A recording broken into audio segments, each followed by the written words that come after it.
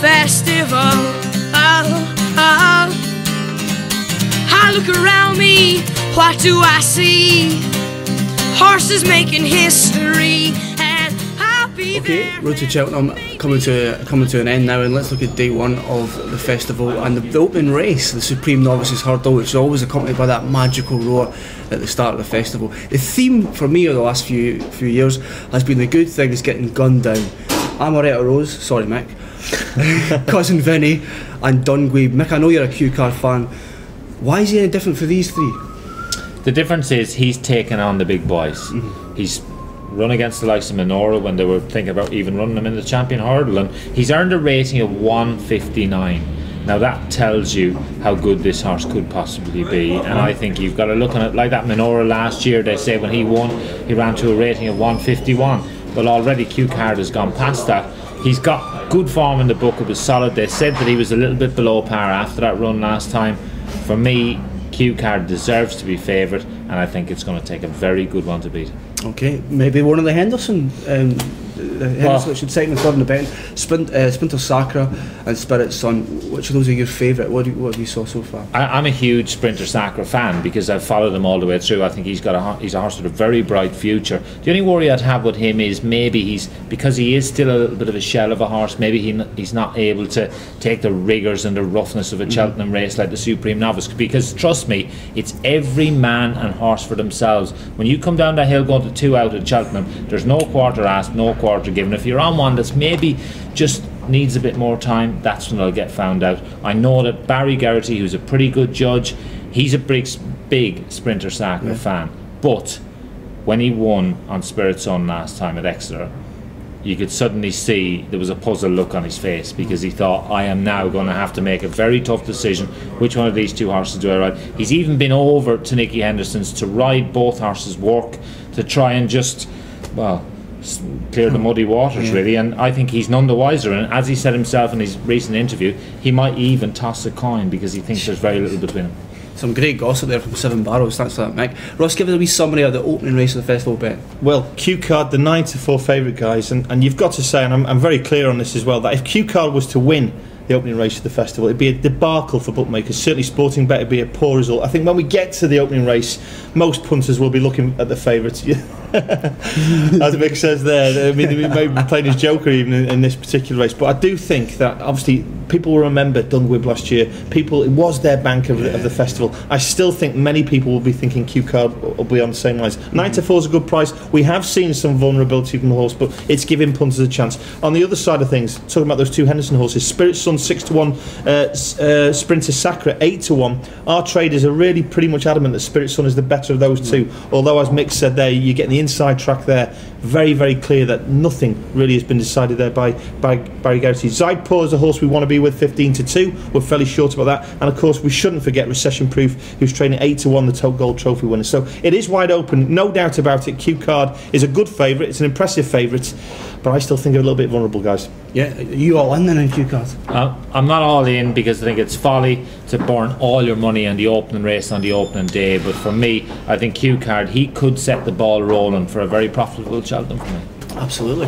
That's the opening race of the festival. Let's move on to the second one, the Arco, of course. And for me, probably one of the best Arco of recent years. I don't know if there's any Welsh Chief in here, or Voipuristedes, or Azertiop. But hopefully there is a good one in here, hopefully. And I know you're very keen on Gazelle here, Mick. Tell us why. Yeah, the thing is, Gazelle, he's got good form in the book, but the worry would be for me, because we're almost there now, the weather forecast doesn't tell me that it's going to be very soft ground at Cheltenham, and that would be the slight concern for me with Gazelle. I think he's a very good horse on a real soft surface, and the problem would be maybe if the ground comes up very quick at Cheltenham, and that might just scupper him a little bit. Okay. Meadormeat, on the other hand, is a horse he's only improved and improved and improved. He blotted his copybook early on in the season when he ran out at Huntingdon, but if you forgive him that, he has the best form in the book coming into the race. He's beaten a lot of these other horses as well. They've said they think that he'll really come into his own. Fast run 2 miles around Cheltenham, they think this fella will be at his best. And don't forget, I can't emphasise enough the difference that the 2 fences in the straight's going to make to the new Cheltenham. The old course, it was always a track that you could shoot them round the bend and get them racing down to that last fence, and if you're on a good jumper you can make a length or two. If you're on one that's got slight doubts about its jumping, the second last is going to be a problem. Which brings me neatly to Finian's Rainbow. Now, if one of the Henderson duo win the Supreme Novices, you can imagine the punters getting smashed into Finian's Rainbow in the Arkle. You've obviously seen him at close hand at Seven Barrows. Is he good enough to win this Arkle?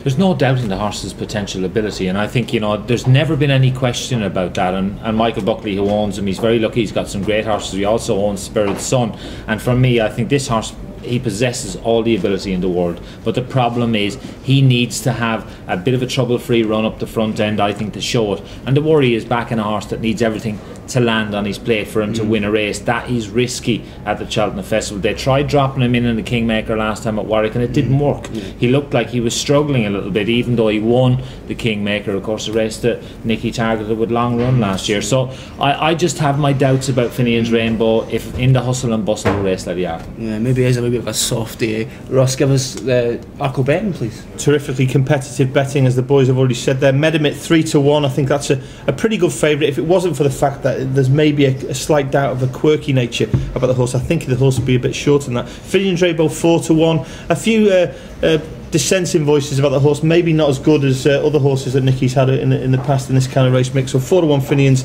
Gizeo, the one I like, 4-1. I think that's got the most solid look of the form. And then Captain Chris 8-1, who I don't think will be winning. That was an egg and spoon race that horse won at Kempton. The other two performers really did block their copybook there. So I think it's between that front three. If it was me, I'd be with Gizeo. I'd be surprised if the winner came from outside of that front three, but we do get down to the horses like Rock Noir and Michael Dagonet around about the 14-1 mark. For me, it'll be one of the front three, and for me it'll be Gizeo. You're Gizeo as well, yeah? I'm Gizeo. As long as the ground is soft, I'd just be a little bit concerned. Keep your eye on the weather forecast. If you see plenty of rain around, I'd stick with Gizeo. If not, I might just switch allegiance and go for Medimit. Okay. And on to a race that never seems to let you down, the Champion Hurdle. It's always a great race every single year, and this year looks better than ever. We've got 4 outstanding horses lining up here: Menorah, Hurricane Fly, Irish Challenger, Pedlar's Cross, and of course last year's winner, Binocular, a horse that you know very well. Can he win again? I hope so. Those colours we've seen carry to victory in several champion hurdles now, with the likes of Istabrack and Binocular carrying on that tradition. He's a horse who's been to Cheltenham 3 times, Binocular, 2nd, 3rd and won a champion hurdle, so his form reads pretty impressively. Disappointing last time when scrambling home behind the pacemaker of Nicky Henderson's Rue the Noise on that occasion at Sandown, but let's not forget he was unimpressive when winning last year at Sandown on the lead up to the race. Nicky Henderson, he's a past master. Remember, he sent CU then out to win his 3rd champion hurdle on the back of no previous run that season, and that will tell you how good he is at targeting one race. Binocular's target has always been the champion hurdle this year, and I think you've got to respect that. The only worry that I'd have is the other horses in the race. We've got a new breed coming along, the likes of Hurricane Fly. He's not made it to Cheltenham before. He is the hope of the Irish, and I was in Ireland the other day, and it's quite a funny story. Menorah, a lot of people are fancying him. Even Richard Johnson says he's one of his best rides at the festival.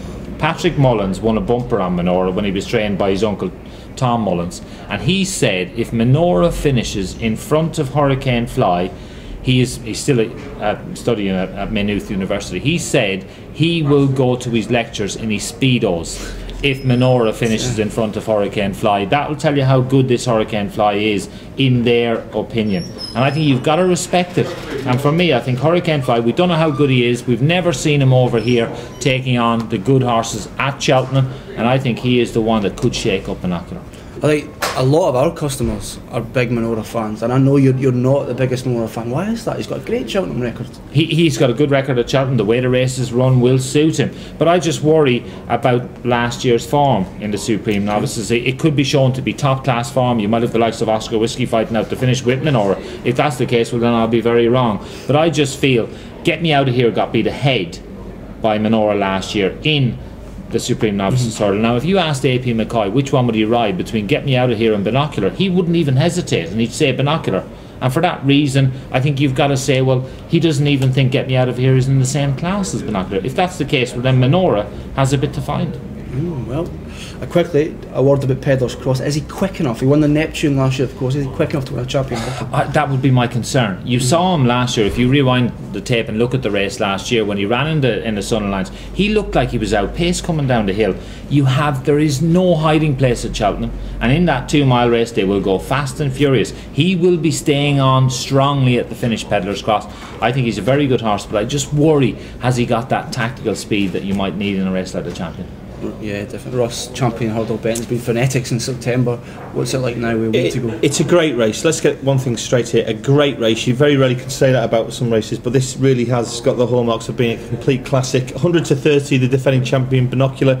At one stage last year, pre-preparation, went out to 10 to 1. So I do take Mick's point in there. Even though he was unimpressive in the prep race, I do think there's enough to suggest that he could still just come there and do the business again. So 100 to 30 Binocular, 9 to 2 Hurricane Fly and Menorah, 11 to 2 Pedals Cross. It would be a major shock if the winner didn't come from the Big Four, and I would say that obviously looking at Oscar Whiskey and Dungwib 10 to 1, 12 to 1, it would be a shock if they were to break through into that big gang. For me, it's about picking 2 of the front 4 to be with.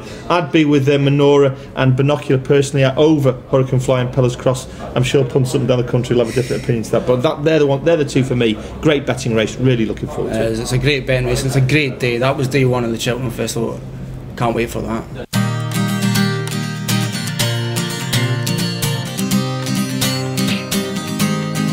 You got 4 days, one way to get my heart racing. All roads I see lead to you. You gotta look up, stand out, so everyone can hear it out loud, 'cause you're proud. And when you hear the roar, your heart tells you you want some more. You got the hill to climb, and time is on our side. And you got the cheer up the rail, and you know we'll never fail. You gotta take this chance.